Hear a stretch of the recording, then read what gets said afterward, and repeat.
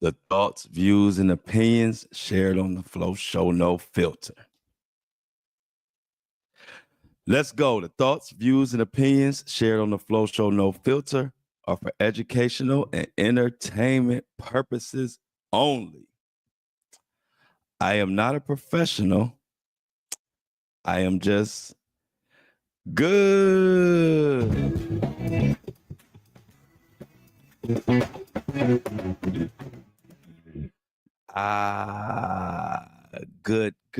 Good morning, good day, good afternoon, good evening, good night, whatever. Good, everything's good. Good everything to everybody listening. Shout out to everybody watching. Shauna, Felix, morning to you.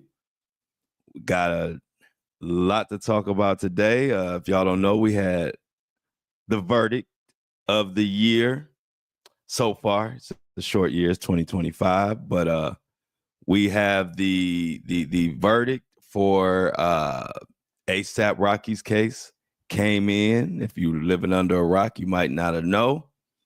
You might not know that he has been found not guilty. ASAP Rocky, the rapper, who is with everybody's favorite girl, Rihanna. Heck of a case. A lot of people were confident he would be found not guilty, but there were a lot of people who also thought he would be found guilty. So it was a lot of mixed reviews of the verdict. We're gonna get into that. Also, towards the end, I'm not gonna spend a lot of time on it, but Suge Knight has said some crazy mess about Ray J and Whitney Houston. Kingdom Fit. What's up, Jennifer? Everybody piling in a little late. You know, sometimes it's early morning. It's hard for everybody to get up at this time. But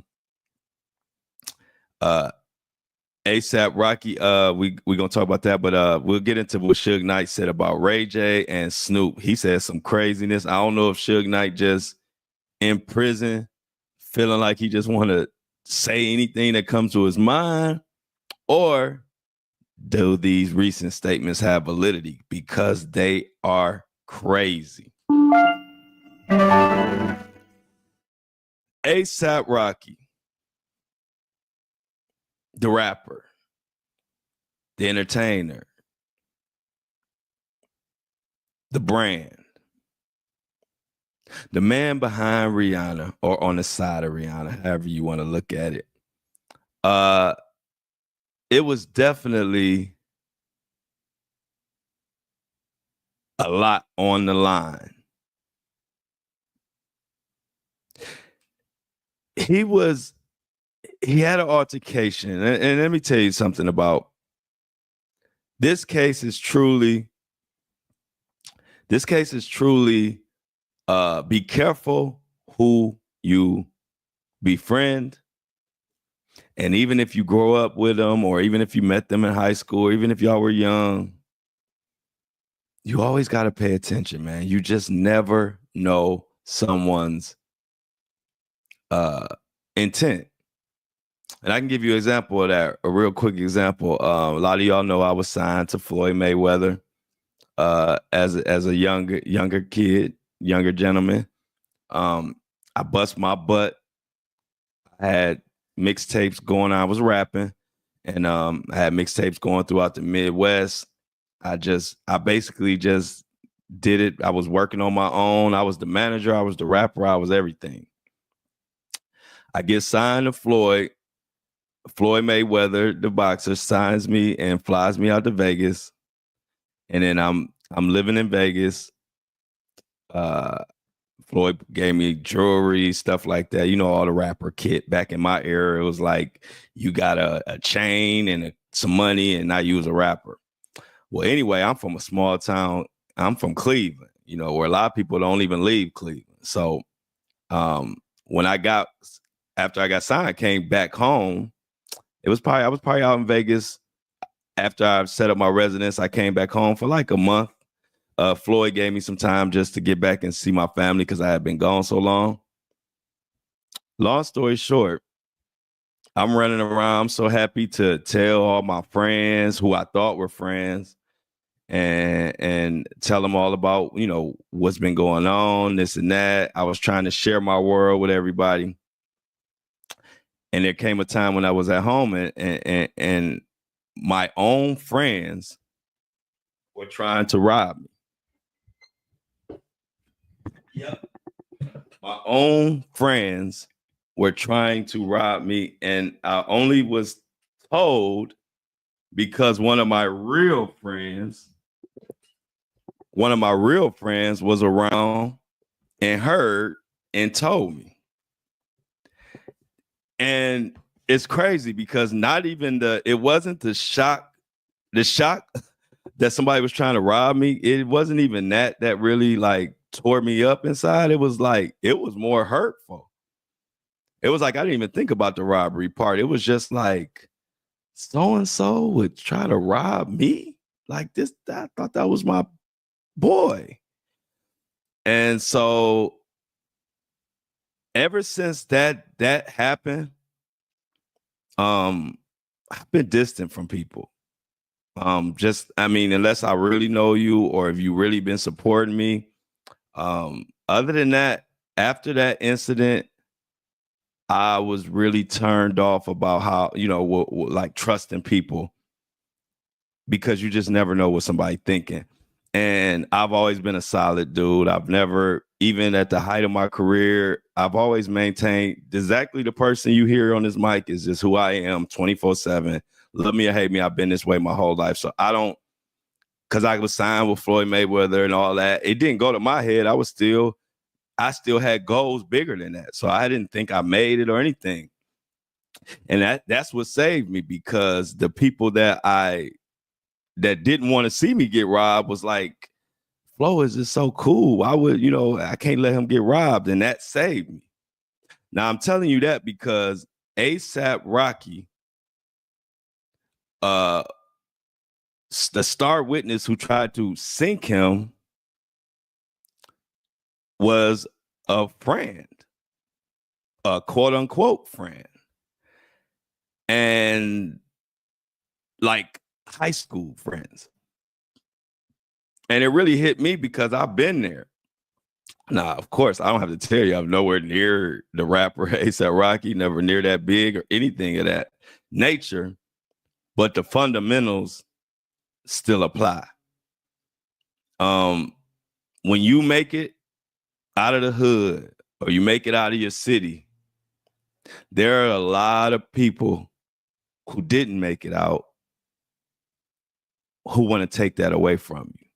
I'm speaking from firsthand experience. I mean, even I'm gonna be candid with you. Some of the same people who played me back in the day when I was rapping and they tried to rob me and went behind my back, and it's crazy. But like I said, I never let it bother me because I'm just the type person. I'm just gonna do my thing. I don't really pay attention to what they're doing. But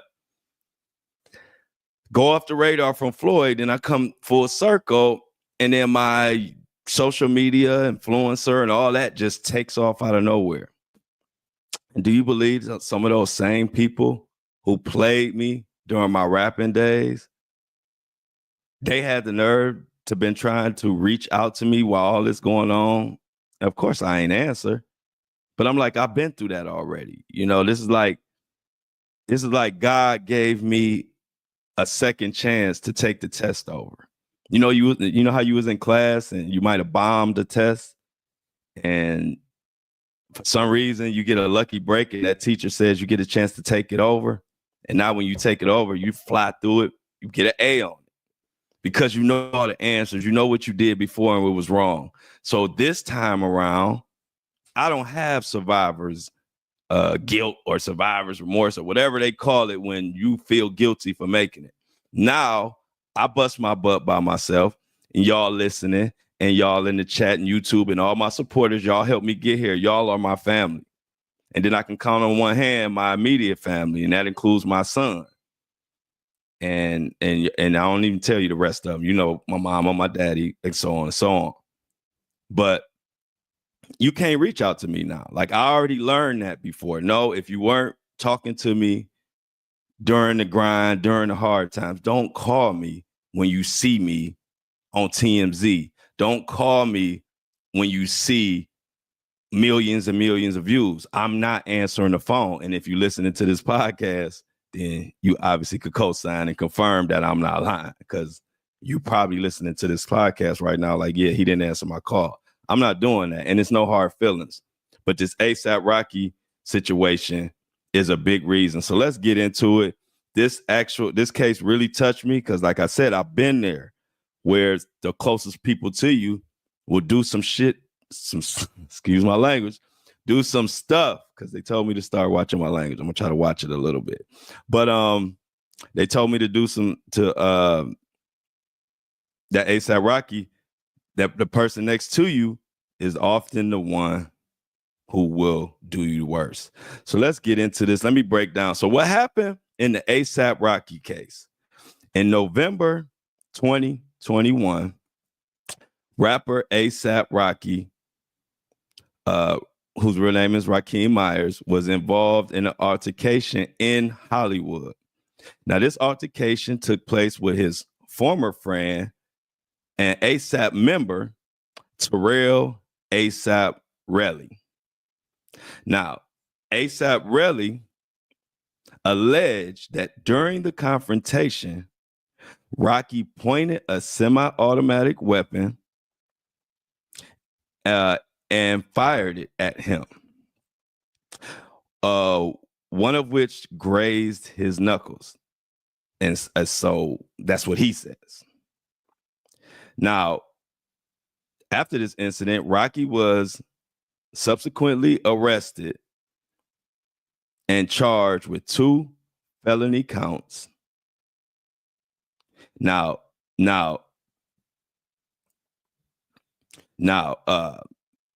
throughout the trial, of course, Rocky maintained his innocence, claiming that he acted in self-defense. And he also said that the firearm in question was a prop used for a music video. Now, after a 3-week trial and 3 hours of jury deliberation on February 18th, a Los Angeles jury unanimously found ASAP Rocky not guilty on all charges. The courtroom was very emotional. Rihanna was there. As a matter of fact, let's take a listen really quick on that moment. San Superior Court, County of Los Angeles. People of the State of California versus Rakim Mayers, case number BA 508142-01. We, the jury, the above entitled action, find the defendant, Rakim Mayers, not guilty of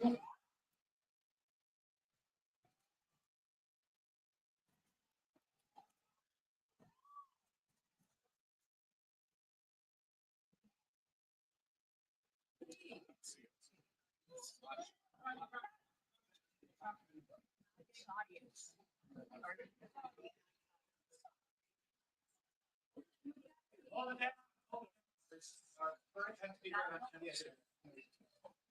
Read again.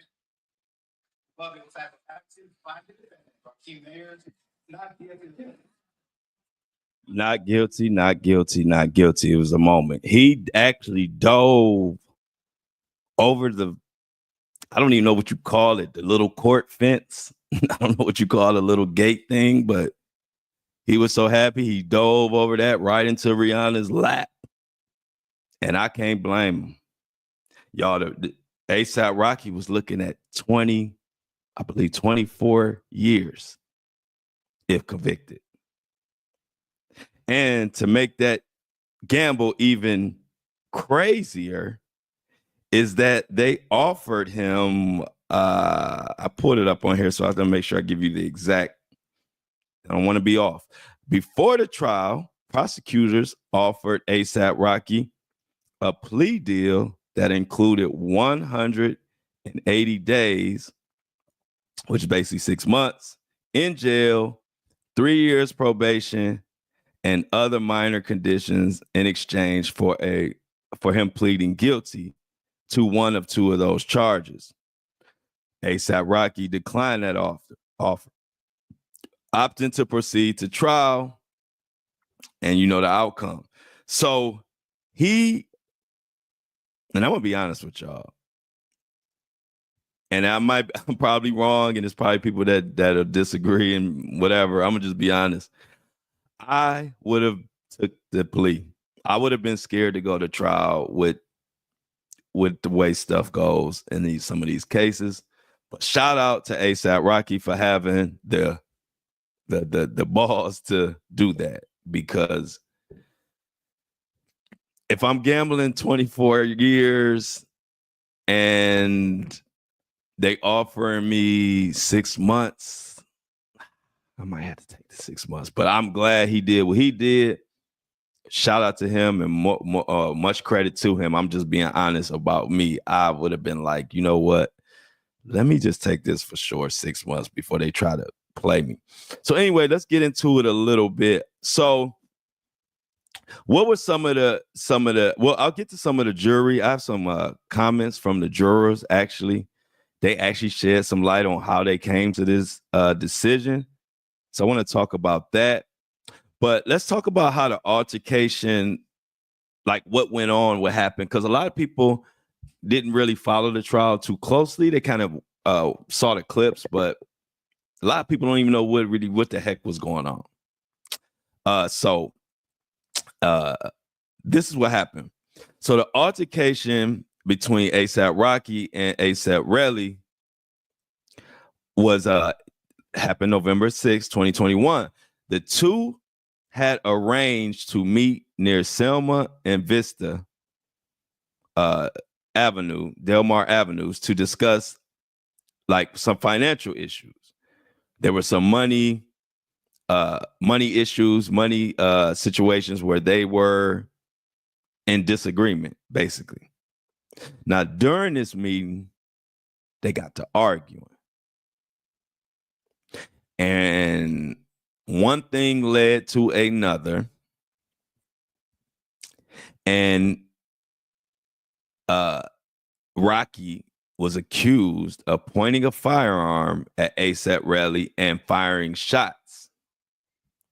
Now, Rocky's defense contended that the firearm was a prop intended for a music video, and that ASAP Rocky was the aggressor in the situation. Now, the jury ultimately sided with Rocky. But let's go into a little background in the ASAP Rocky and Terrell situation. Now, ASAP Rocky and Terrell, they have been friends for a long time. They met in high school.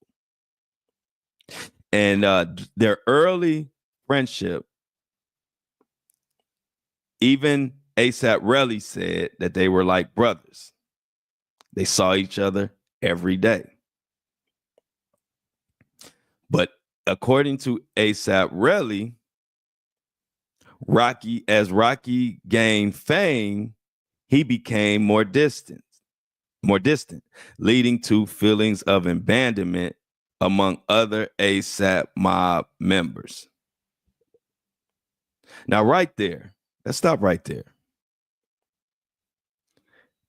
To me, even right there, he sounds like someone who is trying to sink someone because they're jealous of them. This right here strikes me as this guy is jealous of ASAP, and I know these type of people. If you know somebody and they are, let's say, a regular average person, let's say he said he knew him in high school, they were together before all this started, right? And then they become probably top, 2% in the world, 1%, 2%, 3% in the world at their craft. They become a global sensation, icon, all of that. I think it's going to be some distance.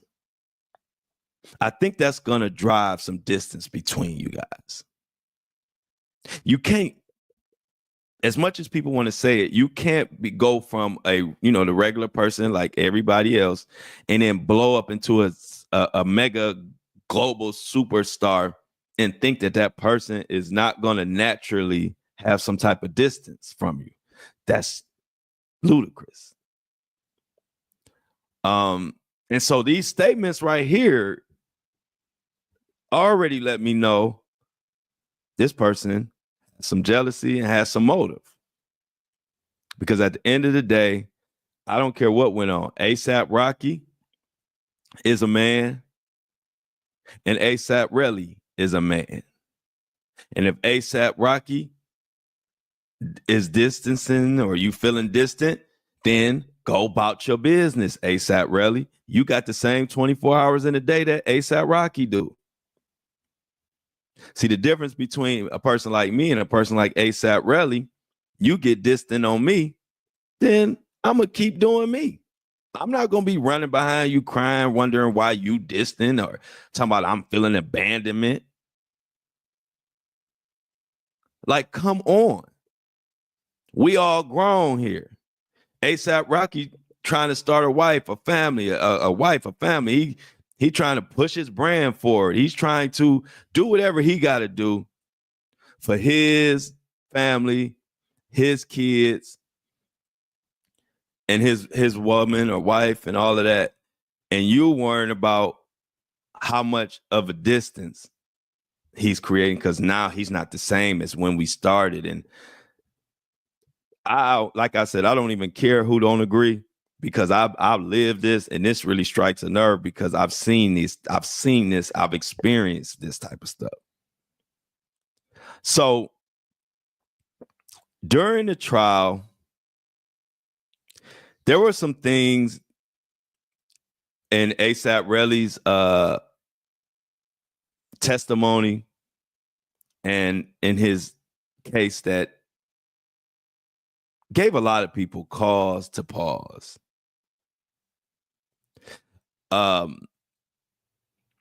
He said he the only person saying that he fired the shots of Rocky did is ASAP Relly. But however, there are several factors that happened during the trial that raised questions about ASAP Relly's credibility, and I'm gonna list them right here. First of all, they said there was a lack of physical evidence. The firearm allegedly used in the incident was never recovered.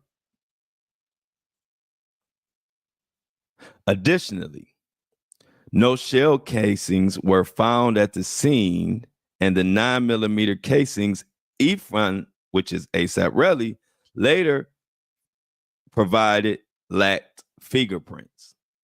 So what they're saying right there is they said that when the police came immediately to the scene, they looked for shell casings, they looked for bullet fragments, they looked for all of these things. They didn't find any of it. They didn't find any of it. But guess who did find it? ASAP Relly or his girl or whatever story they came up with, they found casings. But these casings didn't have fingerprints. Let's go on. Next, the surveillance footage. While the surveillance footage captured the sound of shots being fired,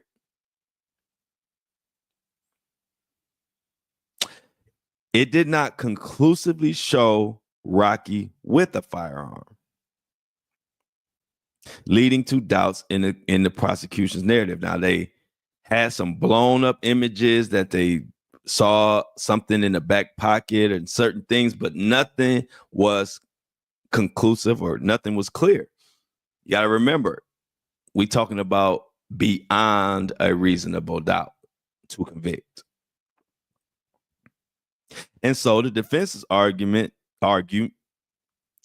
that ASAP Relly fabricated the story for monetary gain. He was pissed. He felt ASAP Rocky owed him some money. And ASAP Rocky wasn't giving him the money he felt like he was owed. And so he came up with this story to try to sink ASAP Rocky.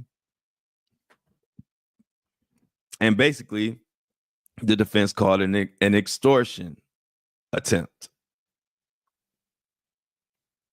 And like I said, they said it was a prop gun. Now let's listen to what some of the jurors said about this situation.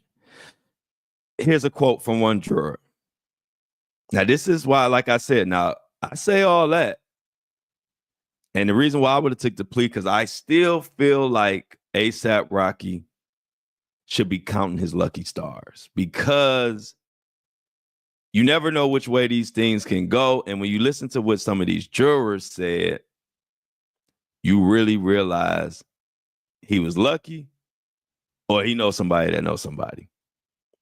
Not saying he did it, but we've seen people convicted with much less evidence. Let's just say that. So like I said, shout out to ASAP Rocky. I'm glad he had the heart to take it to full trial. I probably wouldn't have in this case, but he did that. Anyway, one juror says, we all felt that there was a crime committed. This is the exact quote from a juror. We all felt that there was a crime committed. Also, same juror says, I think most of us felt like the gun was real. In other words, the jury didn't really buy the propped gun situation. They didn't buy that. So also, some of the testimony did not sound accurate or truthful, but we just tried to stick with what was presented and stick to the instructions that were given. This juror did believe that ASAP really felt his life was in danger. These are strong statements from the jury. Like, after you read these statements, you're like, wow, well, how did he get? I'm glad, good thing he was found not guilty, but based on what they're saying, it was close.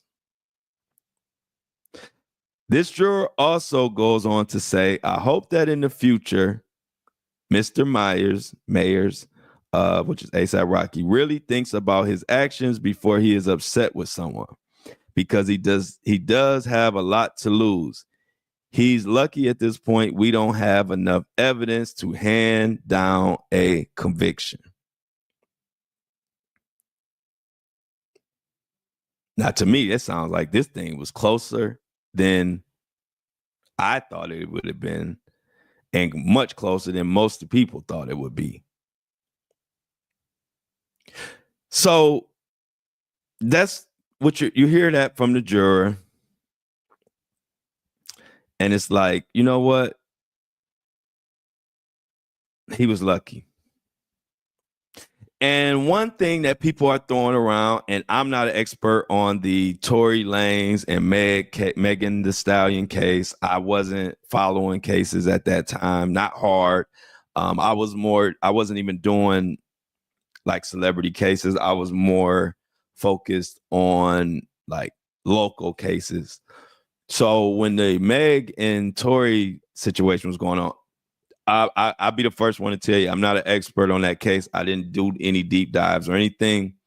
But one thing I do see, and I just pose this question to you all, some of y'all may have followed the Meg and Tory case closely and could probably speak on this. But one thing that I'm seeing all over my timeline, and it's just like I said, I don't know.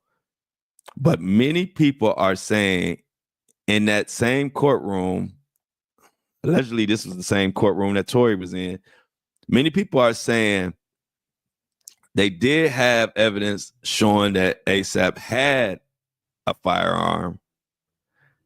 And they're wondering, how did ASAP Rocky, how did he get a not guilty verdict? And people feel like there was way less evidence in the Tory Lanez case, and then he was found guilty. And they are pointing to the fact that it's just coincidence that ASAP Rocky is a Roc Nation artist and Tory Lanez is fully independent. Now, like I said, I didn't follow the Megan Tory case like closely, so I can't speak on it. I just thought it's kind of strange. It's kind of funny. I've literally seen that all over my Twitter, all over my Instagram. And I'm like, wow, I didn't see that coming. I never even thought about the Tory and Meg case during this ASAP Rocky thing. I didn't even know it was in the same courtroom. So I don't know. That's just something for y'all to think about or to look into, see if y'all see it on y'all timelines. But there are a lot of people that are bringing up that Tory case. So we definitely, like I said, shout out to ASAP Rocky and Rihanna. I'm sure they celebrated and are happy to be back in their regular life, I should say. Because you looking at 24 years and you standing there and you waiting for them to say guilty or not guilty. And if they say guilty, you looking at about 24 years. That is a heck of a position to be in. I wouldn't wish that on anybody. I would never want to be in that position. That's a lot of time. That's life. That's basically life to me. So we gotta also they Rihanna spoke out. She dropped some Rihanna dropped some social media thing, praising God, thanking everybody. I mean, thanking God. A lot of people say it came down to Tory. Felix says it came down to ASAP Rocky's bank account versus Tory Lanez bank account. Another listener or viewer, Amy Mayfield, says Rihanna also knew her star power, and her bringing the children in the courtroom was very strategic. Great point. Great point. And also, Michelle added in that Megan is also a Roc Nation artist. So yeah, it's a lot to unpack. And hey, who knows why? But I know one thing. I know Tory Lanez is like I think Mini Me said, Tory Lanez is pissed right now, I'm sure. I'm sure he is. But hey, like I said, I didn't follow that case, so I can't really dive too deep in it. And I can't really stand 10 toes on what I didn't follow it. I'm just being honest. So shout out to them. But did y'all hear this craziness that Suge Knight said about Ray J and Whitney and Snoop Dogg? Like I said, I don't know if Suge Knight is just behind bars and feeling like, let me just say the wildest, craziest crap I could think of so people will listen to me, or is he speaking facts? I'm gonna let y'all decide. That's a lie. Let's talk about some facts. Whitney Houston, it's on your hands. I remember the conversation when she thought her life was in the toilet. She didn't even say your name. She just used the term that Brandy's little brother bringing me drugs and doing drugs with me. Brandy's little brother trying to kiss me and do drugs with me. Next thing you know, she's dead. That's a lie. All these phone calls recorded. You brag about how Snoop tell you and told you he's a part of the people who put bread to kill Pac. That's why I say don't mention Tupac's name in none of your interviews.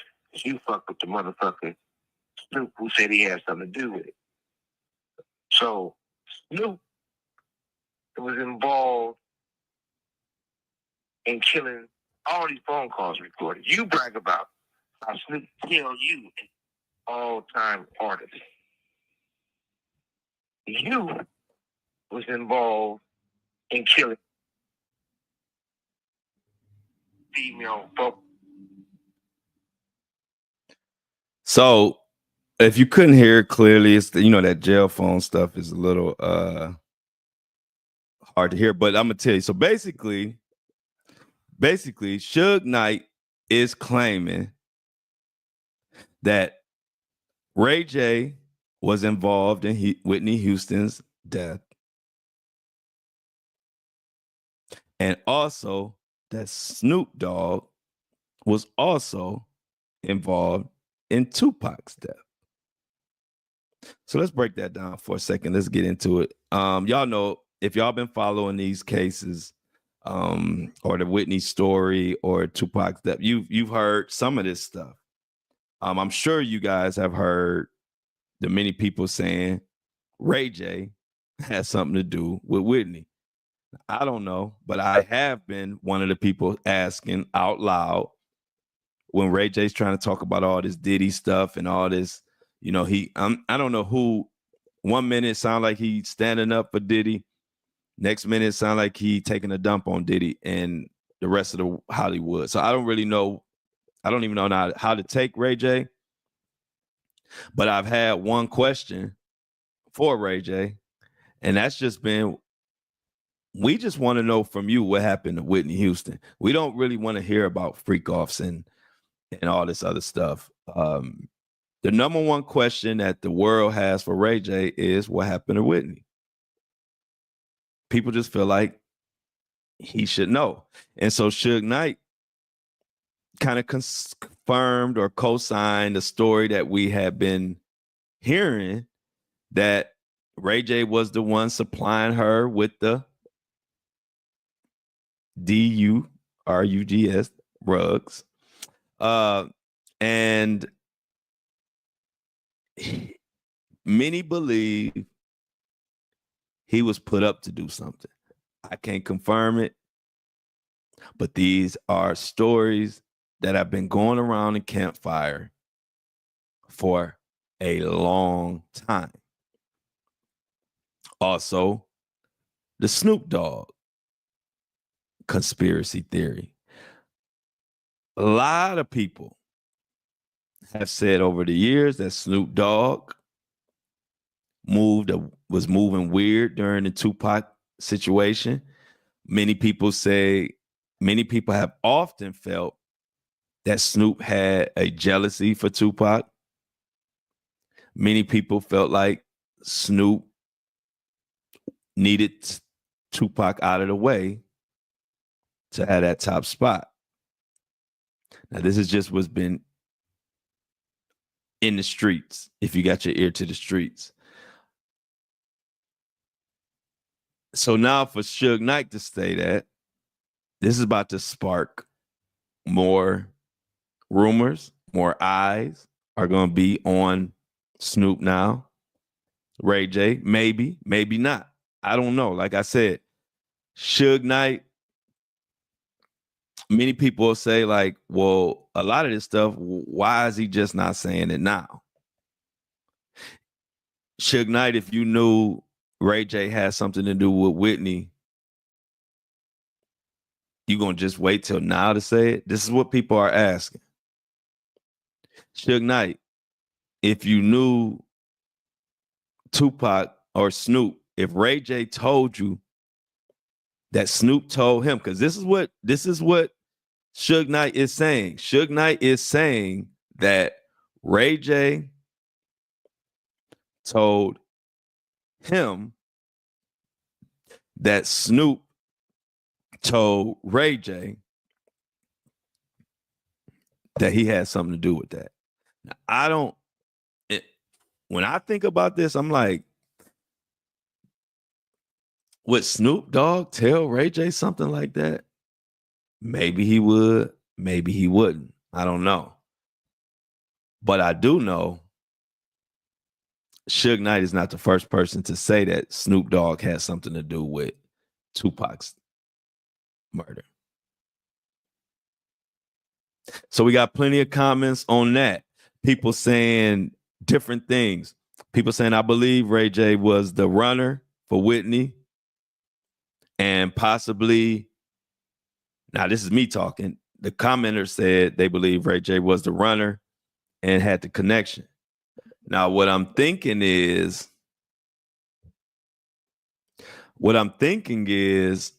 yeah, I think I will, Mini-Me. I'll do a deep dive on that. Hold on. Let me go back up and put this comment up here. I can't find it. But yeah, I will do a deep dive on that, Mini-Me. This is a possibility. Maybe Ray J didn't. Now, I don't know. It could have been intentional or not intentional. But I've seen cases where somebody is running and giving somebody, bad medicine. And once they give them that bad medicine, that person, they don't give it to the bad medicine on purpose. But once they take that bad medicine, you know what I'm talking about. Next thing you know, this person is dead.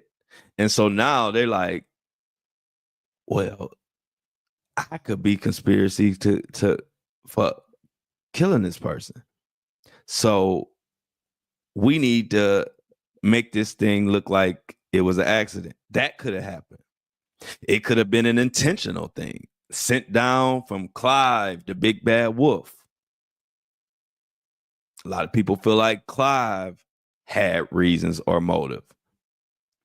A lot of people think that Whitney was passing Brandy a note during that Clive Davis weekend. Y'all remember that infamous note where you see Clive Davis sitting at the he's sitting in the middle of, I don't know, all I know is he's sitting and he's next to Brandy and someone else was there. I can't remember right now. I know it was Brandy because Whitney Houston walked up and gave Brandy a note. And to this day, Brandy says she will never expose what was on that note. But a lot of people were trying to say that Whitney was trying to warn Brandy or warn people that either she was in danger or just something wasn't right. And a lot of people feel like she was about to expose something and they took care of her. I don't know. But I agree with Mini-Me. I think at this point, especially with Suge Knight saying this, it is time to go ahead and do that deep dive on Whitney. I've been wanting to do it. I think this is the time to do it. So be looking out for that. I definitely will be doing a deep dive on that situation. Breaking that down and seeing with all this new evidence and new people speaking out and apparently everybody talking these days. The new thing is to talk, and I don't know if that's necessarily a bad thing because there's a lot of garbage being put out, but amongst that garbage, there are some gems being put out. And people who didn't have a voice before are getting a voice now. So definitely, I will be looking into that situation with Whitney and Ray J and all of that. And also, I might do a Snoop deep dive, Snoop and the Tupac thing. I don't know. So many people have ran that Tupac story into the mud. I don't even know if it's worth it, but I may do it. Also, there are many people who believe there's another lawsuit on the horizon. I'm not going to get into it today, but I'll prelude it, give you a prelude. It's this TDE SA lawsuit. And I don't know if this is something strategic. Now, TDE, that's Kendrick Lamar's people, his label or whatever that he works with. And if you know, a serious lawsuit came, and a lot of people was like, is Drake behind this? Is this Get Back? Well, that lawsuit is progressing. And let's listen to this breakdown, and then I'll take it from here. The whole time it was going on, Kendrick Lamar based his whole beef with Drake around Drake being a PDF file, and the whole time it was going on in his inner circle. A lawsuit has been filed against TDE Entertainment executives, including this guy, claiming that they provided drugs and alcohol to underage girls and then essayed them. Screenshots were included in the lawsuit showing text messages about sexual things being exchanged between these girls and TDE executives. Now, the lawsuit was filed anonymous, asked by fans and other people connected to TDE. Also, in TDE's response to the allegations, they claimed that this was a shakedown for money and attention. They said that these ladies just wanted their 10 minutes of fame. But throughout the whole response, they did not deny the allegations. Controversy. Now, I'm watching this closely. I initially thought this was something that Drake was behind or some type of stunt, but you never know. So, I pay attention to it all. After the situation with Drake, and we all know what happened with Drake, then Not Like Us pretty much put him in the dirt. He's suing his label, UMG. Now he's claiming that Spotify is suppressing Drake's music, but they're pushing Kendrick Lamar's music. It's just turned into a nasty, utter mess. Now, is this lawsuit legitimate? And do TDE have something to worry about? Or is this just somebody trying to get back at TDE for the whole Drake destruction situation? I don't know. But again, this is another case that I believe we need to be paying attention to and just see where it goes, because it's still going and still progressing. And as long as it's progressing, we don't know where it might end or what will come out of it. And before we get out of here, Mr. Mohawk Diddy thought he was off the hook today. But nope. We got a little article that came out that I want to share with y'all, get into real quick before we get out of here. Apple and Spotify. And also, yesterday we didn't have a subscriber yesterday. So today, one of the first times we didn't have a subscriber of the day. I need y'all to make sure y'all subscribing. We got to hit 10. We don't have any so far this week. My weekly goal is 10. So please, the subscription start at $3. Podcasts aren't cheap. I'm talking about to run, not to listen to.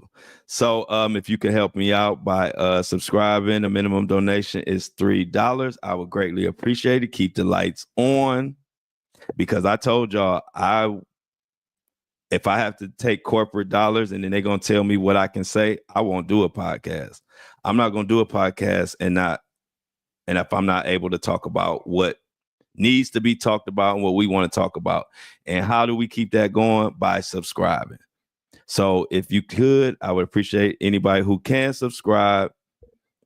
Also, the subscription link is in your show notes. If you're listening to this on your phone, just go to the podcast show notes and you'll see the Buzzsprout subscription link. Please hit that so we can keep this podcast going.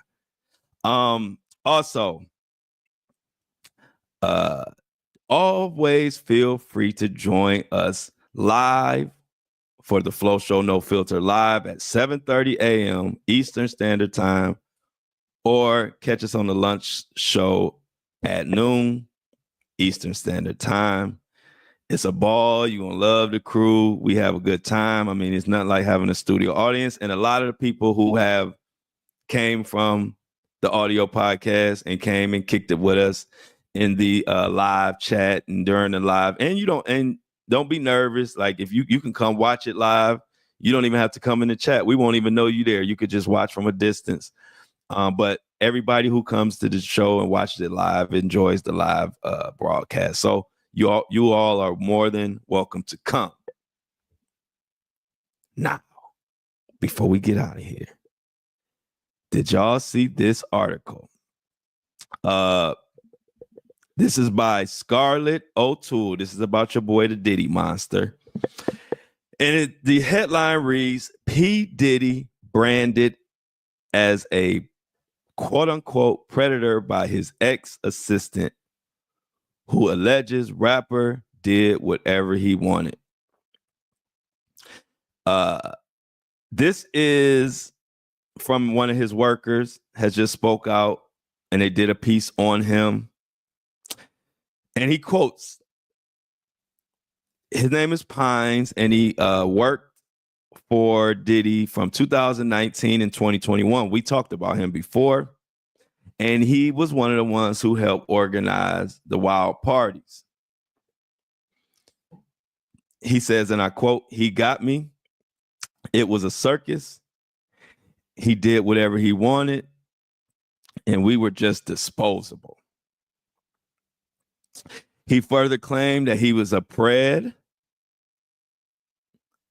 and basically took advantage of men and women. And he also said he has an innate ability to make you feel comfortable, to make you do things for him you would never do. Now, Pines also recalled an alleged incident in which Diddy grabbed him by the shoulders at a party and asked him to have relations with a guest who was on the couch. Pines claimed the musician had been drinking at the party, and so he took a shot with them, and next thing he know, he's getting summoned in by Diddy to do the unthinkable.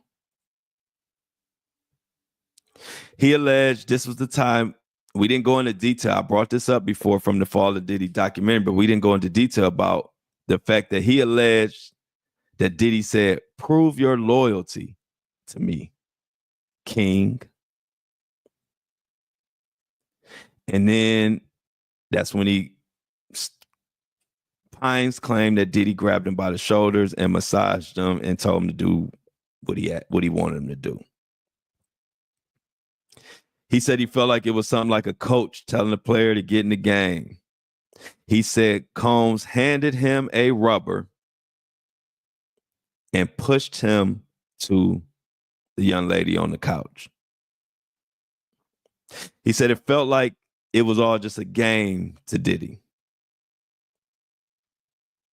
And he felt like it was just all entertainment. Now, after he threw him on the girl, he said the girl gave him consent.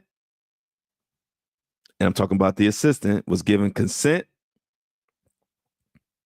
And Pines did what he did.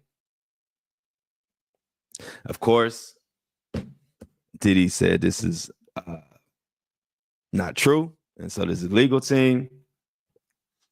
But I actually think that this Pines guy, there's a a big chance that he's going to show up in this Fed case. He is going to show up on the witness stand. Now, when we look at this Enterprise letter that's supposed to come out next month, I won't be surprised if we see this guy's name, because he worked with Diddy in like the recent era, in recent times. And when you're an assistant, I don't care if you're an assistant for 1 month. When you're an assistant for somebody like Diddy, you learn and you see a lot. But he was an assistant for almost 2 years, I believe. And so I brought up that because it's funny that they're making, you got to watch how the media will tell on itself if you pay attention. Fall of Diddy was a while ago. Why are they putting out this new article with this guy? We're almost in March. We're a couple of weeks away from March. I believe this because they know he's part of it. And they said in this Enterprise letter, there's going to be a lot of people listed, people that worked with Diddy, for Diddy, worked with Diddy, helped him do these things.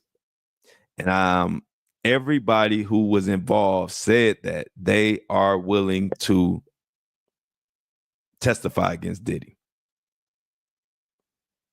So I just brought that up to make sure y'all paying attention and look out for that letter, an Enterprise letter coming out on Diddy next month, March.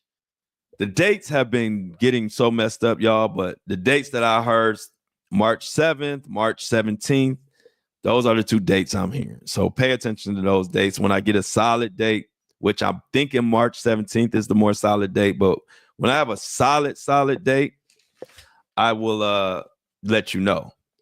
So let's see. We got to make sure I got everything on here. If you have a problem with your subscription, as far as seeing some content, some phones act funny, or somebody can't, sometimes people can't figure it out, please email support@buzzsprout.com, and they will take great care of you. They're a great company. I love them. We are going to stay here on YouTube live. I'm gonna kick it with y'all, get y'all reactions from the ASAP Rocky case and Suge Knight and whatever. We're going to talk about all kind of stuff. But for now, my lovely and beautiful and outstanding Apple, Spotify podcast listeners, we're going to get out of here. I will definitely see, or not see y'all, but y'all will hear me tomorrow.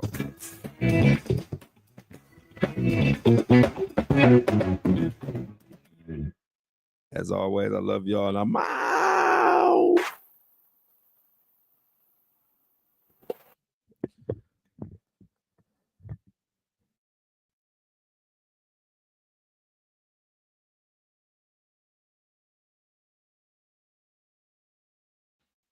I'm gonna kick it with y'all again today. What's up?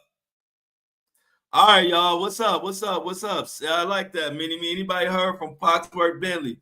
Let me get y'all reactions on the ASAP Rocky trial. While I get ready to take care of our Apple and Spotify. Y'all know the routine. I get done with the live show. I got to upload it to Apple and Spotify, but I'm going to kick it with y'all while we doing that. Where my people at? Yeah, is Clive still alive? I started at 7:30, Jennifer. I started at 7:30 Eastern Standard Time every day.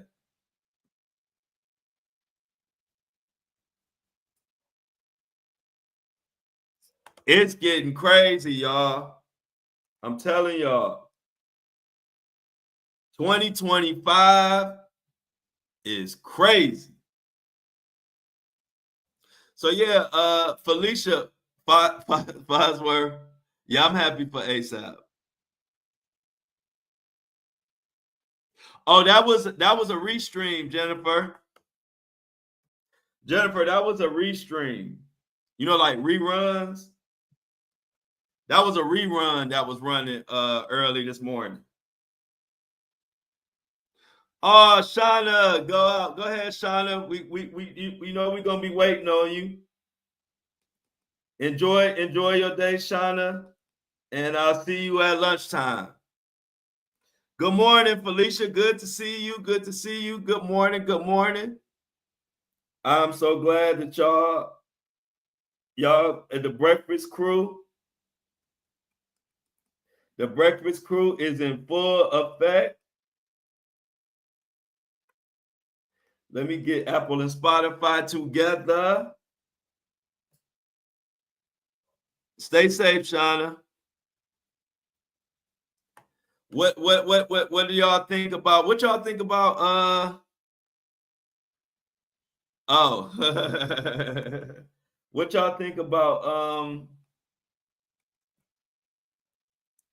what Suge Knight said?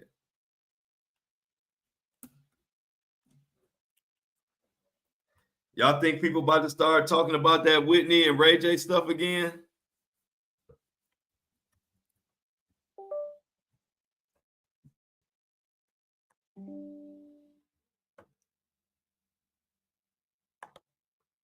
Not Dreamer. How you been, Not Dreamer?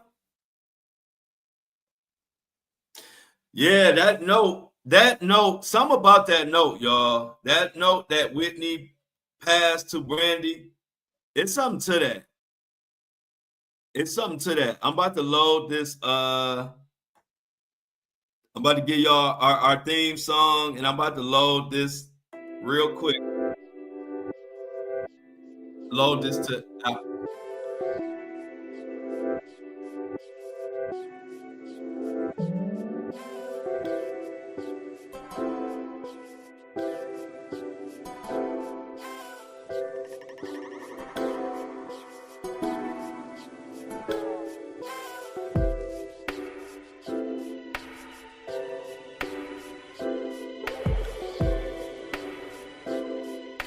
What's up?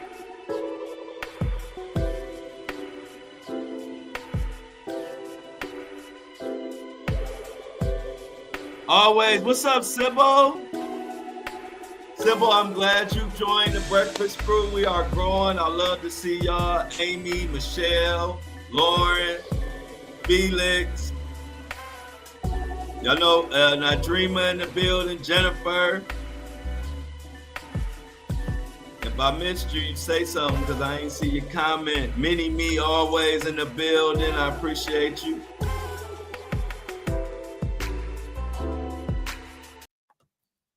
But what, man, did y'all see the weight was lifted off of so much weight was lifted off of A$AP Rocky's shoulders. Did y'all not feel him?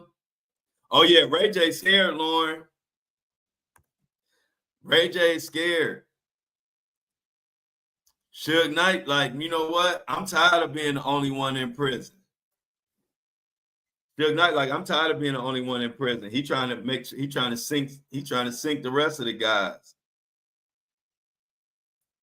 Yeah, he was the supplier for sure. I think two things, y'all.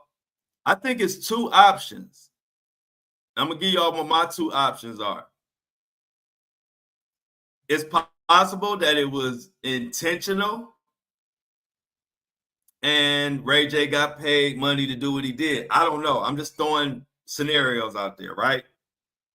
But also I could see a scenario that Ray J gave her some bad pills. He didn't intentionally do it, and then she passed away from that. And if he would have told the truth, they would have locked him up. They would have not only locked him up, but it would have locked up whoever he was getting it from. And so if that happens, you would rather say or make it seem like it was an accident and it was all on Whitney. I'm just throwing out theories. But to me, that seems, I can see that happening. I definitely feel like Ray J was the supplier. I could see him being the one to go get her stuff that she need. I mean, he a Cali person. I don't know, you know. It's just sad, man. Oh, I didn't know that. Nice news. Mini me. Hey, y'all. one thing about Mini Me, she gonna make sure that we all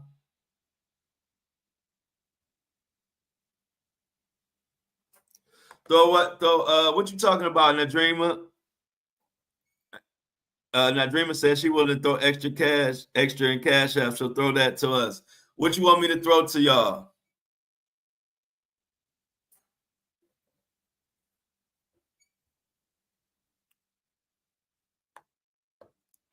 What you talking about, Nadrima? Go.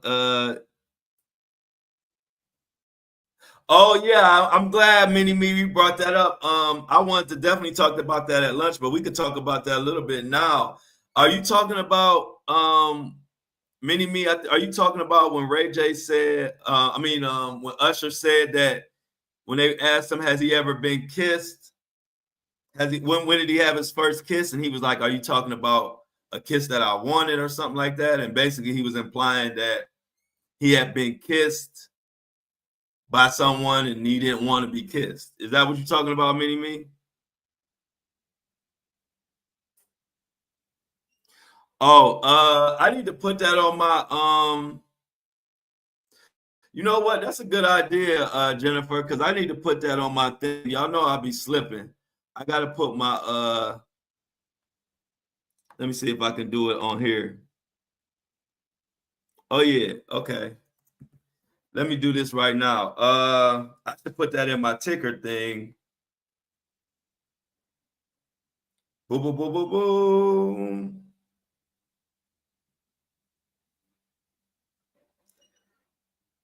But I don't know what to think about that, y'all. Like I'm if Ray J did it on purpose. I'm not saying he didn't. I'm just saying there's so many scenarios, and every scenario, he in it somewhere, in my mind. He knows something. He definitely knows something. I'm trying to find the hey, do y'all do can y'all do Apple Pay? I'm gonna put Apple Pay in here too, because I like Apple Pay.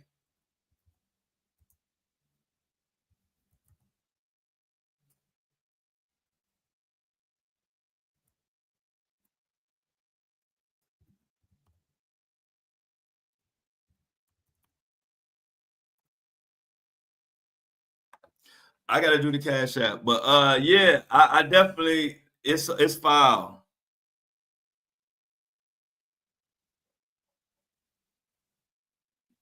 Hey guys, any of y'all do can y'all do Apple Pay, or I gotta have Cash App?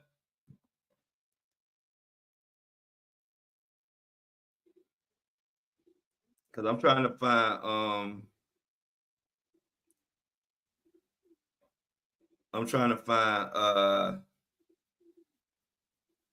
the information. But what y'all think, Wendy? Okay, so let's check this out. Mini Me got another update for us.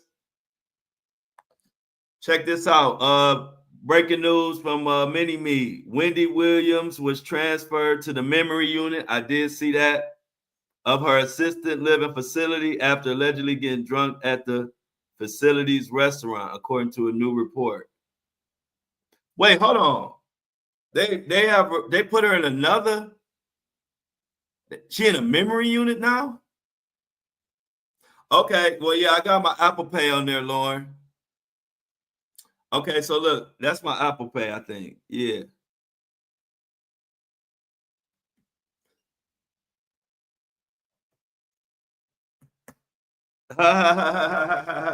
Amy said she could Amy said she could mail a check. Remember checks back in the day? Remember you used to write a check? Remember you write a check and you'll go to the grocery store and they would run the check through a machine and all that type of stuff. People don't even do checks no more, do they? Do they do checks still? Very old school. Yeah, I'm old school right with you. I mean, I get with a little of the new school because I got to get with them on certain stuff, but I don't know. Yeah. I know it's a lot of people that still use checks. You go to the grocery store and they be like pulling out their pocketbook and they write out the check. Back in the day, that was what everybody did. It used to be, it used to be important when you were writing a check. When as a kid, I remember as a teenager when I first got my first check, but I thought I was doing something. But hey, y'all, I got my Cash App, I got my Apple Pay in here. I gotta find my Cash App. I gotta look through my thing of what the exact thing, because I don't want to put it wrong and I can't get in my phone right now. Like my phone is acting stupid. Look at Amy. Amy, we have converted Amy. Amy is a full-fledged YouTuber now. We converted her, y'all.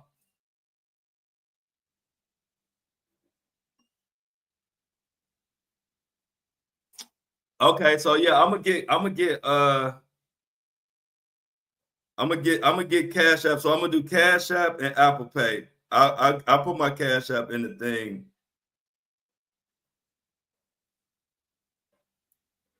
Boop, boop, boop, boop, boop, boop, boop, boop, boop.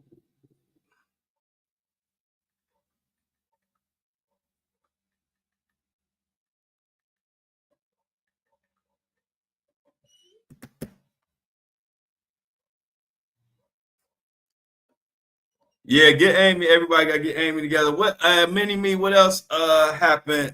We got the Usher thing, y'all. Did y'all see that? We didn't get to really talk about that, but Usher basically was doing an interview and he said somebody kissed him that he didn't want to kiss him. And he didn't go into detail though.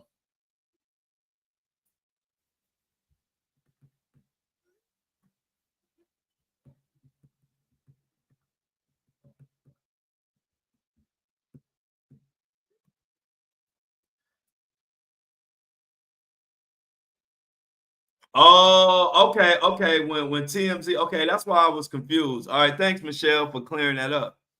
So when TMZ interviewed her, she was in the memory unit. Okay, I remember that. Okay, I thought it was like a new unit. All right, cool. So the memory unit was when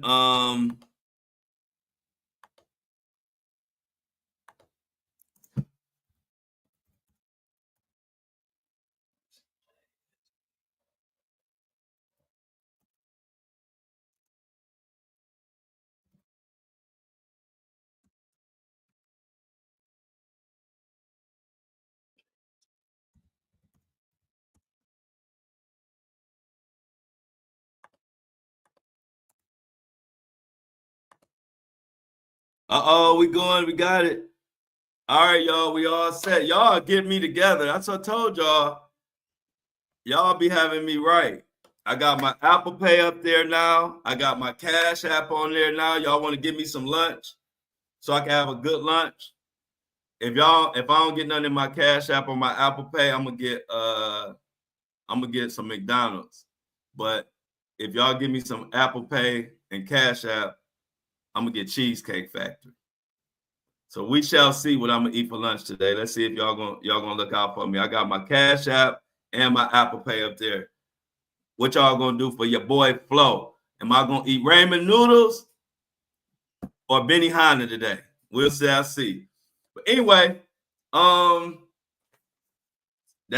Usher thing is something that we're gonna talk about at lunchtime for sure. Also, I can't say enough that I'm happy for ASAP Rocky. I've been there, man. And when you are a trailblazer and you get beautiful people like y'all that support, but it's funny that the people that are closer to you as far as can reach out and touch you, they do you so dirty. And so I feel that, y'all. So I've been there.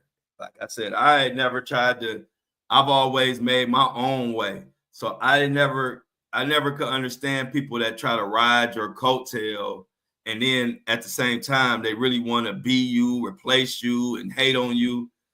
I don't get that. Like That's hard for me to understand because I don't do that type of stuff. Like, I just do my own thing. I don't try to bring nobody else down.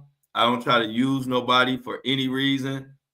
So it's hard for me to see it coming. So I just got to the point where I just stay away from people in general. I just stay away from them unless it's somebody who supported my journey from the beginning. Like I said, my son, people like that. But outside of that, I'm cool, y'all. I've seen too much. I know how people get down, and I can't trust people. Felix, my boy Felix. Everybody say bye to Felix, y'all. Felix gotta make a move. That's my dog, Felix. Hopefully I can see you at lunch, bro. Hopefully I see you at lunchtime. Yeah, I'm definitely happy for them. Yeah, it is gross, Amy. I don't understand it, man. It's just like, what? And that's why I really was so happy that ASAP Rocky was. I bet you now, watch going forward. I bet you ASAP Rocky is going to be far away. Y'all thought it was distance before.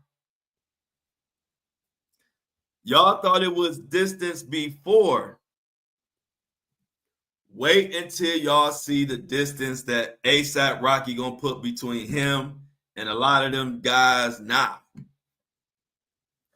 ASAP Rocky is going to be far away from ASAP Rocky and anybody else. As a matter of fact, through one of the YouTube bloggers, I think his name's Seti Nash, he said ASAP Rocky is supposed to be going to jail or something, or being arrested or something in New Jersey for a whole separate reason. Now, I don't know what that reason is, but that's what the guy Seti Nash said, and he's been covering this ASAP Rocky thing closely. So I don't know. Look out for that. But ASAP Rocky's supposed to be going to jail or something in Jersey for whatever reason.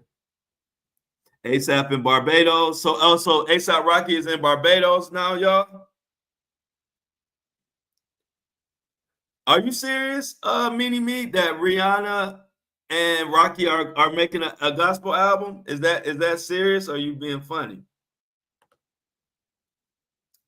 I would definitely shoot, I definitely would. I would too, though. If I was them, I would definitely make a gospel album.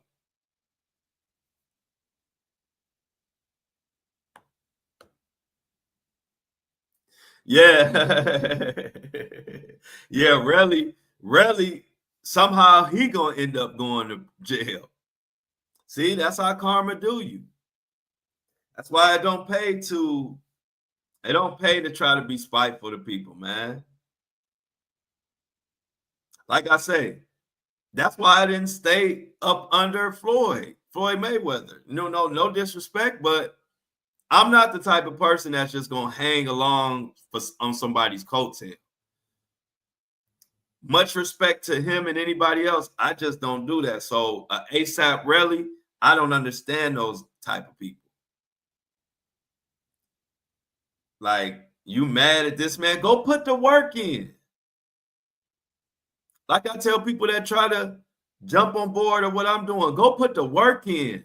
But see, I made videos from 7 in the morning to 9 at night for a year straight to get to build up, to have my platforms the way they are. That's how I got here. But see, they don't want to do that part. They don't want to make content from the time you wake up to the time you go to sleep. They don't want to do that part. They want to wait till you do that for a year when nobody cared about nothing I was doing. Then once it take off, then here y'all want to come. And when I say y'all, of course, I'm not talking about y'all. I'm talking about here come those people that are looking to get over on you, man. And it's sad, and I hate it. Because I'm the type, I'm going to put my work in. Don't come try to don't try to come sneaky, backstab me. Go put the work in. People don't even know. Do y'all understand that's where me not having a shirt on even came from? The reason I started never having a shirt on is because I was doing so many videos every day. I was dropping 10 videos, 8 videos, however many videos. And I'm at home, and most of the time at home, I don't have a shirt on. So I got so tired of putting a shirt on, doing a video, taking the shirt off. Then when I could do another video, I got to put the shirt back on, do the video, take the shirt off again. Changing a shirt on and off like 10 to 12 times a day is annoying. So I got to the point where I said, either I'm not going to be doing all these videos, or I'm just going to have to do them the way I am, because taking on and off a shirt 12 times a day is not going to happen. So I ditched the shirt. So me not wearing a shirt people don't even know what it really represents is hard freaking work.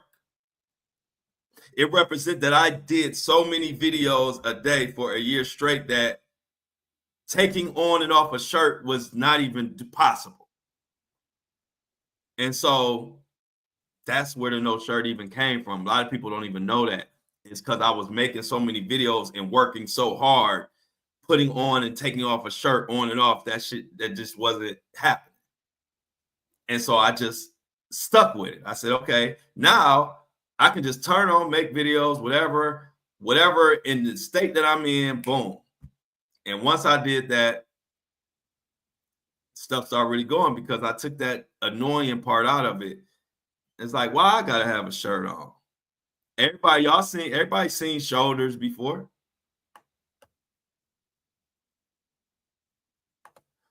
Oh, I know you're covering him. Yeah. Did you see about Myrtle Beach? I saw someone told me that he sold the church and was liquidating. We talking about J.P. Miller. If y'all don't remember, Amy talking about the case. It was Micah Miller. Micah Miller was a female who was married to a pastor. Micah Miller died it was a mysterious death.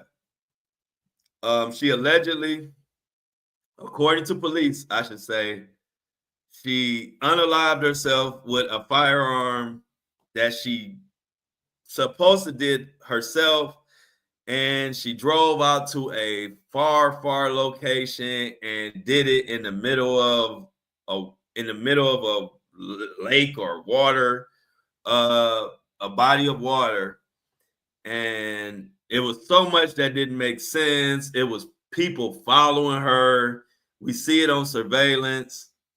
It's a case that, if you don't know about the Micah Miller case, you need to look into it. Well, everybody was pointing the finger to John Paul Miller, which is who Amy is talking about in this comment.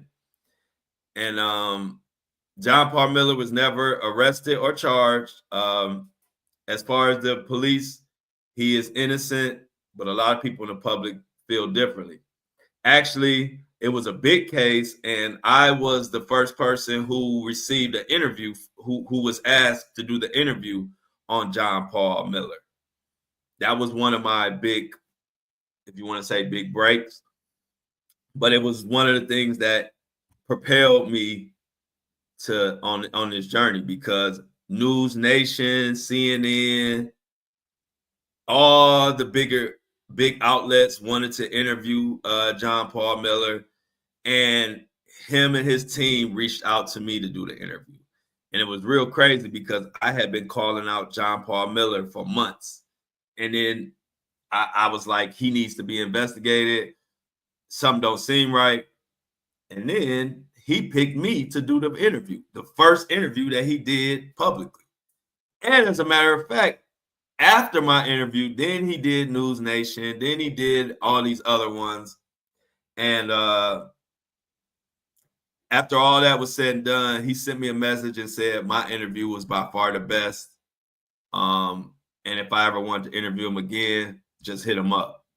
So if I do have anything breaking in that case, or if people hit me up and say they want to hear, what the hell going on with John Paul Miller, or what is he doing, or y'all want to ask questions, that interview is always available if we ever want to take advantage of it.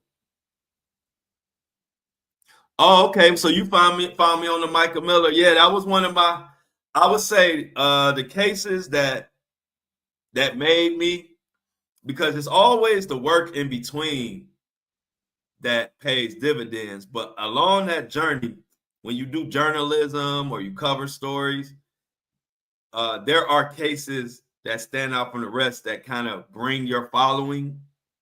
So Rasheem Carter was the first case. That was a black man who was unalived in Mississippi, or Taylorsville. It was around, Taylorsville. That was the first case that people started knowing me from. Then there was the Riley Strain case. Then there was Micah Miller case. And last but not least, the Diddy case. Those cases, Rasheem Carter, Riley Strain, Micah Miller, and Diddy, those 4 cases are the major 4 cases that made me who I am. And a lot of the people who follow me, a lot of them follow me from one of those cases. Shout out to Rasheem Carter. That was probably the most horrific case that I did. Rasheem Carter was working in Mississippi near Taylorsville, and he didn't have a ride home from work. He actually lived a few hours away, but he actually was staying at a motel, which was maybe 30 minutes from the job site that he was on. And Rasheem Carter didn't have a ride, so he was walking home or trying to get to his motel. He called his mom and he said there were white men and white trucks that were following him. And he said if something happened to him, then his boss did it, all type of stuff. And then Rasheem Carter was later found body all just dismembered. He was nothing but bones. And to this day, nobody has been held accountable for it. And the case had died. And this is at the beginning of my journey of doing what I do. The case had died. Nobody was talking about it. I got my hands on the case, and I single-handedly, and anybody in the TikTok world will tell you that I single-handedly brought back the Rasheem Carter case and made everybody start talking about it again, and people start marching. A lot of progress was made. However, at the end of the day, still nobody was convicted or found to be guilty of it. So that was that case will always be near and dear to my heart, but it was the first case. And then after that, Riley Strain was a 21 or 22-year-old white male college student who traveled to Nashville, Tennessee to kick it with his frat partners, his frat buddies. Went to different clubs. He was drinking or whatever. One club kicked him out. People believe somebody slipped something in his drink. And he was seen, Riley Strain was seen on surveillance camera footage, walking and stumbling. And next thing we know, he was found unalive in a river with no, I think they said with no pants on or something. It was a weird case. And this another case that to this day, they say it was an accident. Nobody believes that, not me and not the general public. But I brought a lot of awareness to that case. I actually brought awareness to the case and helped the family get a lot of answers. However, still haven't found a suspect in that one either. I already told you about Michael Miller, and I don't have to tell you about Diddy. But those are the cases that brought me here, and that's why I tell people, like, if you just found me because of Diddy, then you are very, very, very late on my journey. But I appreciate you. But I've done way more than cover Diddy. I've covered, and it isn't just about celebrities. Most of the cases that made me are people that you wouldn't even know their name. Like I said, a lot of people don't know who Rasheem Carter is. A lot of people don't know who Michael Miller is. A lot of people don't know who Riley Strain is. But those 3 cases are the biggest cases that I covered that actually made me or gave me the exposure. Like Amy said, she know me from the Michael Miller case. Yep, just like Emmett Till. Yeah, the Rasheem Carter case was just like Emmett Till. And as a matter of fact, the mother, Rasheem Carter mother, thanks me to this day and the family, because what happened was, I'm going to tell you what happened with the Rasheem Carter case and how it fell into my lap and how it made me and propelled me to be and do what I'm doing now. What happened was, even though they knew it was foul play, the case had become stagnant. Ben Crump, wasn't nobody listening to him no more. The family wasn't getting no answers. And so they needed to revive the case. And that is when a young lady reached out to me and she said, I want to give you some evidence that's not out here. We've been trying to wait, but we're not getting any answers. And so she gave me some evidence and said, would you bring awareness to this case? I didn't hesitate. The minute she told me what the case was and what was going on, I immediately started. And that's where the I don't like it even came from, the Rasheem Carter case. Because I was saying, I don't like it. And it caught on so much, it just turned into my catchphrase. But anyway, the evidence that she gave me, check this out, y'all. I just told you what happened to Rasheem Carter. The evidence she gave me that really took the lid off was they had video footage of a classroom, of kids in the classroom, saying that the kids were telling, he was standing in front of the class, and he was telling, he didn't know he was being recorded. He told the class members, hey, y'all, my dad found my dad has Rasheem Carter's body parts were at my house, and a pig, they fed him to the pigs or to the hogs. This is what a child, a high school kid said on video. They gave me that video. I dropped that video. And I took off and started running with that case. And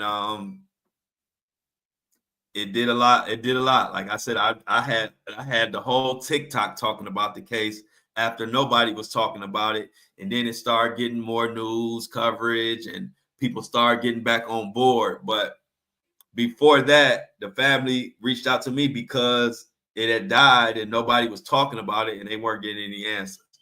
And that started me on this journey. So I have to thank Rasheem Carter's family for choosing me and giving me an opportunity to bring awareness to their case. And I'll tell anybody that will listen, Rasheem Carter is what started me on this whole journey that you know me for. Before Rasheem Carter, I was just covering news. I wasn't covering, like, I would cover new news stories every day. I wasn't like getting engaged in the story and getting active about the story. And so when Rasheem Carter's case happened, it showed me that my passion and my power is into taking a case and breaking it down to this finest compound. breaking it down to an atom instead of just covering every day, 3-4 different cases every day and just saying what happened. I don't like that. I like to take a case. If I'm covering it, I like to cover it in depth and try to get some type of results. And so before Rasheem Carter, I didn't even have that. I didn't know that that's what I even wanted to do. And so I owe it to that family for believing in me and helping me get started on what my true calling was in the world. And then I went on to go. I got cops arrested who were getting away with unaliving men that looked like me. I went to Mississippi. I had a press conference. Me and my team, we went in the jungle.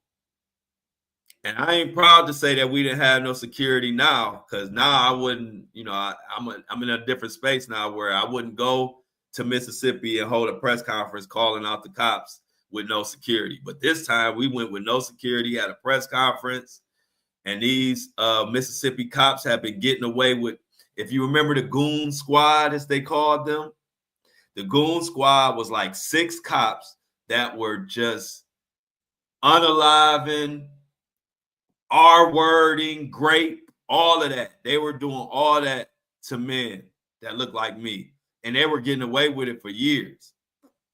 And that was another case, Damian Cameron, where it happened to them and they were getting away with it. I brought awareness to it. We had a press conference. I went into the jungle, racist Mississippi, and I was on the news. You can look at the news to this day. And I told them, we all know what justice, I had to quote it in the press conference. I said, we all know what justice looked like, and this ain't it. And the news ran that clip. And the Goon Squad, those 6 cops who had got away with all that for years, end up getting 200 years. And me and my team were a huge part. I don't want to take all the credit, but we could take about 50 to 60% credit for that. So if you see the Goon Squad, which they yielded the biggest lawsuit in history, I think it was like $400 million or something they end up getting sued for. All of this came after me and my team brought awareness to this. 100 million, 400 million or some crazy lawsuit for wrongful death for men that look like me. And also between them, I think it was 6 of them, they end up getting like 200 years. Before I took that case and started bringing awareness, they were working. A guy that was on my team that was at that time, he told the news people while we were doing a press conference, because they were surprised about all this stuff had been going on with no accountability. One of the guys stood up that was on my team. His name was Walt. He said, yeah, and the kicker is they right down the street still working. When we said that these cops did all this crazy stuff to these men, they shoved things up in them. Stuff like that they were getting away with. And at the time of this press conference, they were still working like business as usual. Well, I'm proud to say after our press conference, they were fired. And after they were fired, they were put in prison. And I had a lot to do with that. And I'm proud of that. So when people think they just know me from Diddy or they want to hear about Diddy, it's like, let me know, like, nah. You can't just pin Diddy on me and say Diddy made me. No. I did way more before Diddy came. I did a lot and enjoyed doing it. That's why this is probably the first time I've even told this whole story, because I don't focus on the past. I'm always about what we need to be doing next. I don't need no pat on the back. My pat on the backs come from my karma, from just, you do the best you can and do right, and right come to you. So that's why I don't talk and dwell on this stuff, but I do bring it up here and there to let people know and give them a little more background on me. Because if you think I'm just a Diddy reporter, you ain't you missed a lot. The Flow story is real. And people who've been following me, that have followed me from TikTok and stuff like that, they saw me do this. So, like I said, I love doing it. If I was to go back in time, I would go right back to Mississippi in the heart of that press conference and do the same thing. Thanks, Lauren. I appreciate that. It's a good feeling. Like I said, I feel like I was blessed for, God to give me this platform and giving me an avenue to do what I've been doing my whole life. I just didn't do it in this fashion. But I've always been the person that people call when they had an issue, whether it's personal, whether it's business, whether it's all kind of things, just because I've been a person that never mind helping and helped a lot of people. But I like to do it. And so that's why doing what I do now is very comfortable for me, because I've always stood up for people. I've always stood up for family members, friends, my sister, whatever, like whatever. I've always been the one you could call if you got a problem. I'm definitely, if you one of my friends or somebody that's near and dear to me, I got your back. 100%.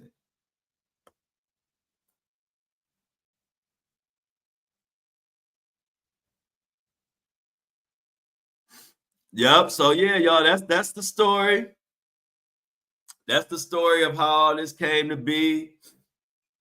And like I said, that's why I worked so hard. That's why I appreciate everything so much. I appreciate y'all. I appreciate all my Facebook and Instagram followers and everybody, because I worked so damn hard. I don't see how people can be conceited or shallow. When you work hard, when you work so hard, it ain't nothing to be conceited about. Like, I think hard work is the most humbling thing ever. Like, how can I act funny? I bust my butt 12 hours a day, sometimes 16 hours. So I can't help but be humble. I don't know how you can work that hard and be a prick. I don't.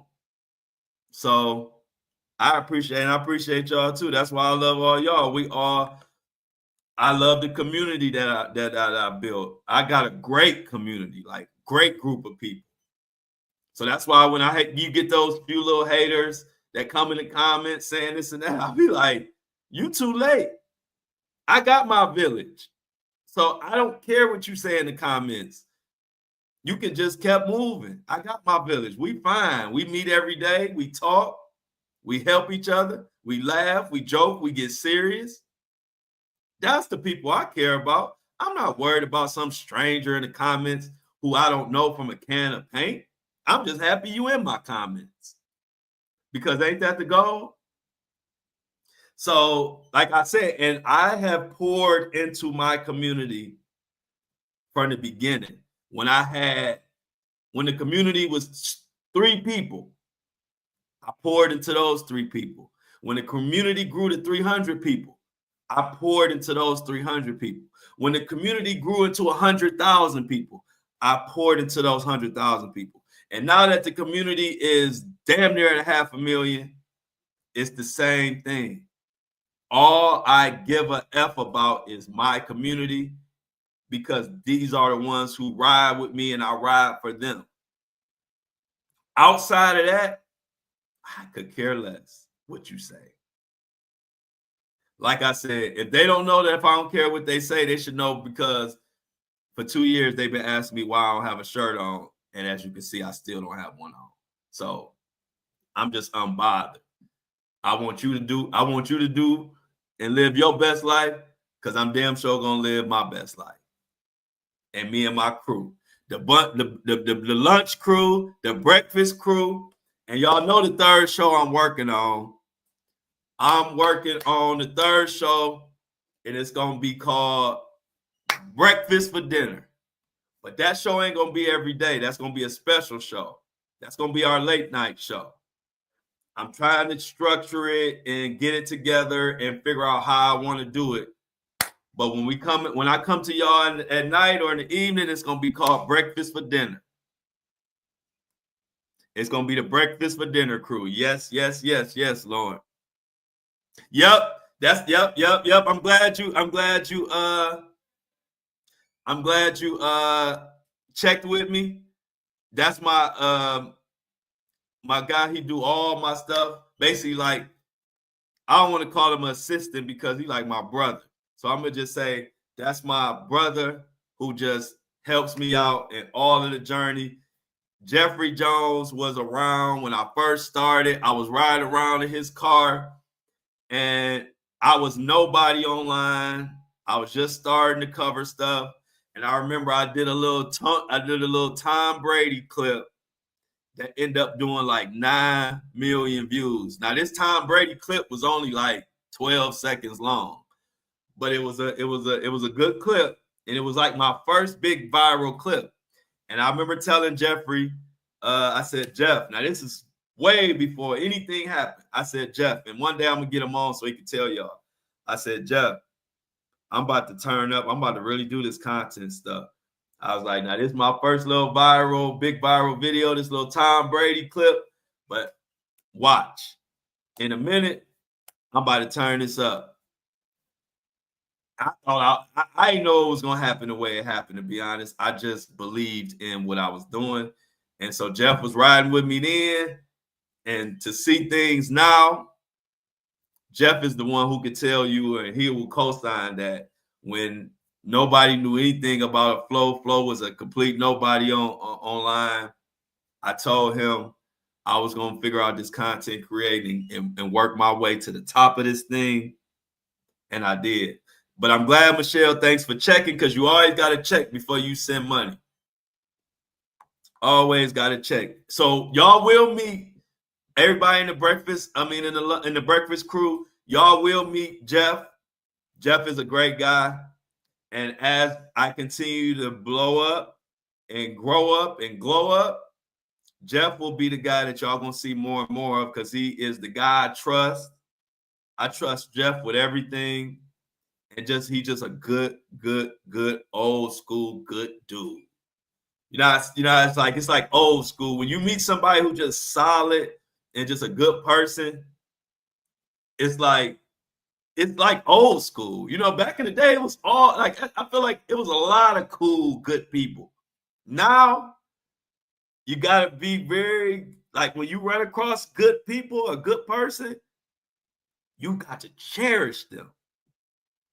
Because it ain't like back in the day. That's just my thoughts. Yeah, the Breakfast for Dinner crew. I'm working on that, Lauren. Yeah, my people. This my people right here. Everybody in here, y'all know y'all can count on me. I can count on y'all.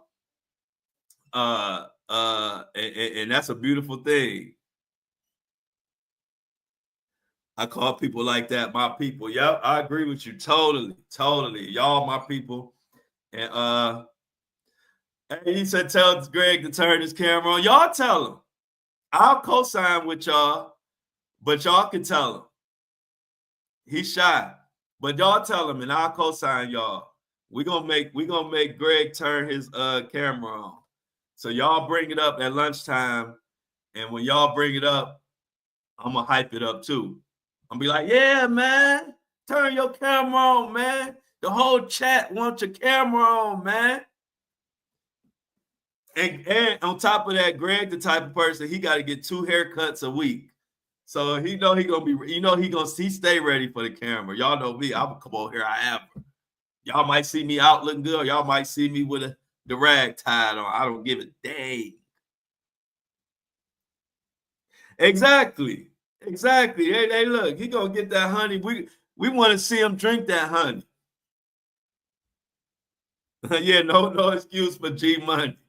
Yeah, hey, look, y'all, we on G Money's back at lunchtime. He ain't gonna know what hit him. We're gonna hit him with one of them Busby avalanches, but the avalanche gonna be turn your camera on. We're gonna be like, hey man, it's time to turn your camera on, man.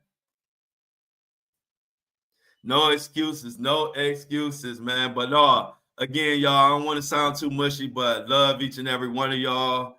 Y'all are the ones I ride for. Matter of fact, before I get out of here, I don't know, do y'all remember? And Amy, I don't know if you was around, Amy, but do you remember when I got that John Paul Miller interview and the whole internet went crazy and all the bigger creators tried to throw me under the bus and tarnish my name?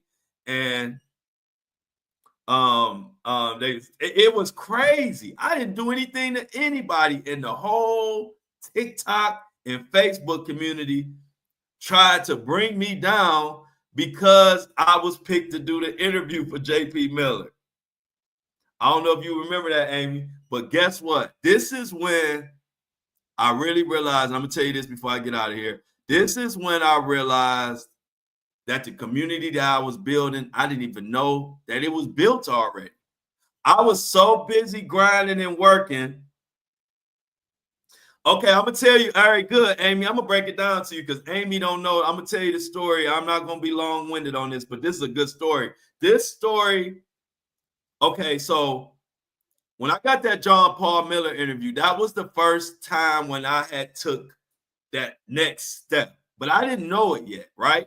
I'm just working, grinding. I didn't know that I had developed such a huge following at this time. I did not know. I was just so busy working, right, Amy? So listen to this, y'all. This is a crazy story. So everybody started knowing me from the Micah Miller, all the bigger creators. I was still the most known. I got the most views. I had the most respect because people knew that I was giving it to people straight. So then check this out, Amy. So then when I knocked the John Paul Miller interview was right at the same time when I was starting my subscription only pilot podcast episode, which you understand and you see what the podcast ended up turning into.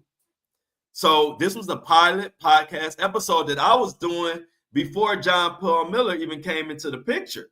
But when he came, I said, okay, I'll put him on my first pilot episode, which I was going to make subscription only. And then like the following week, I would drop the full thing. Well, when I made it subscription only, all of the bigger 5 million follower creators started saying that I was trying to take money and I was scamming people and I was taking money from the family, like all type of lies. And so I didn't drop it on time. I was supposed to drop it on Saturday, but we were running behind schedule. So I wasn't able to drop it at Saturday at 6:00 like I had planned.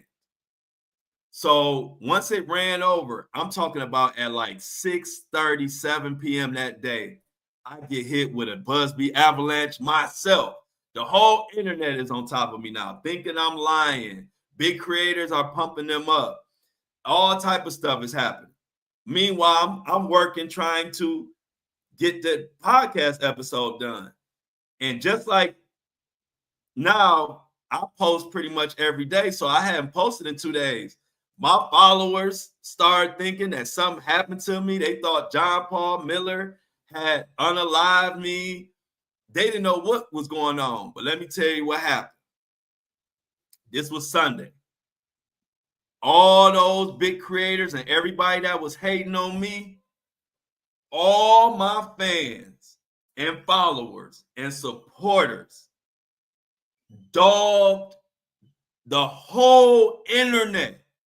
It was so many people dogging those big creators for lying on me that the big creators started reaching out to me trying to apologize because they were trying to block them, but it was so many people standing up for me that they got to the point and they were like, I can't block the whole world. So they start messaging me, apologizing, or saying that they were just worried about me and all this crap. And my people were relentless. And it was black women, white women, black men, white men, Latino women, old people, young people, college students. It was so many people standing up for me from so many different walks of life. The whole internet had to bow down and leave me the heck alone. And let me tell you some real stuff that I don't think only a couple people know. I'm not a crier at all.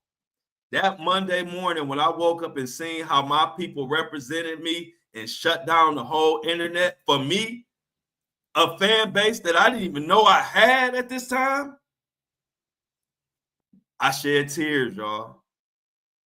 And it wasn't sad tears. It was tears. I could not believe that so many people stood up for me when I didn't know, like I couldn't, when the whole internet against you, I couldn't fight the whole internet. I'm just over here working, trying to get the podcast done. The whole internet shut down. My fans and my supporters dogged the whole internet. Robbie Harvey, Justin TikTok, I call them by name. All of them had to kiss the ring because they tried to come for me for no reason, and it backfired. And that situation propelled me to the biggest, most known creator in that space. And then I dropped that podcast on Monday, proved everybody wrong that I had it. I'll never lie, and I'm always straightforward. That podcast episode went crazy, and my name has been bigger ever since. And so I only told that story because that was the moment that I found out that I had such a big following. I didn't even know it. And I couldn't believe so many people who they didn't hear from me. They didn't know what was going on, but they stood up for me and they let me know that I was doing the right thing by pouring into the community that pours into me. And I don't like it. So that's the story, y'all. So, appreciate it. Michelle got me lunch. So I'm about to order me some lunch, Michelle. Thank you so much. Anybody else? Y'all see the Apple Pay, the Cash App. Y'all getting me together. I got my Apple Pay and the Cash App in the ticker. I'm about to order me some lunch, courtesy of Michelle. And I'll get back and I will see y'all at lunchtime. Love you, Amy, Lauren, Michelle. I don't want to miss anybody if you're still in here. If I don't see you saying nothing, that's the only reason why I missed you. But anybody else, we about to get up out of here. Yeah, he definitely played on her mental health issues, Amy, for sure. And another time, Amy, we could talk more about that case because it's a lot that I could tell you about that case that a lot of people don't know. So love you too, Lauren. I will see y'all at lunch. Hit the Cash App or the Apple Pay if you feel it in your heart. But courtesy of Michelle, I'm about to order me some Cheesecake Factory. We out and like the live. Yeah, and I forgot to tell everybody to like the live earlier. Everybody like the live, share the live, go in the comments, not the chat, but after the live is posted, please come back and leave some comments on this video outside of the chat. Like, you know what I mean? Like when it posts, come back to this post and go in y'all know the comment section. Go in there and leave some comments. It helps push it out. We about to leave on our. I appreciate everybody. Coming up at lunch, we're going to tell Greg to turn his camera on. I appreciate that, Lauren, and I definitely see your comments that you be leaving. See y'all at lunch. See y'all at lunch. See y'all at lunch. We out. We out.